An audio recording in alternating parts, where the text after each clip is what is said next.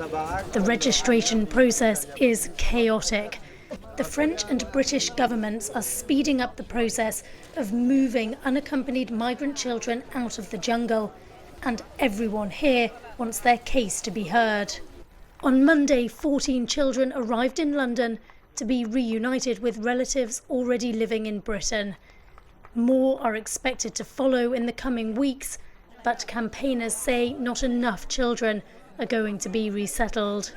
It's taken a hell of a long time to happen. It's taken a hell of a lot of pressure for it to happen.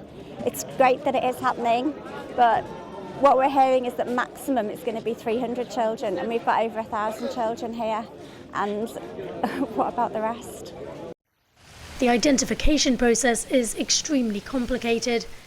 Most of the minors are teenagers without passports or other forms of ID, so proving their age and their claim to be travelling alone is difficult.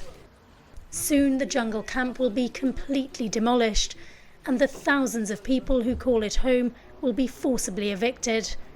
Youth support groups say when part of the camp was destroyed earlier this year, more than 100 unaccompanied minors went missing.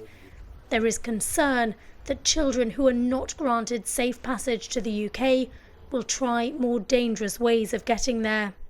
As we draw closer to an eviction, the attempts of young people to get across the UK and the risks that they'll take to do it increase, and it becomes more and more desperate to get there, because eventually this will go and their support structure will also go.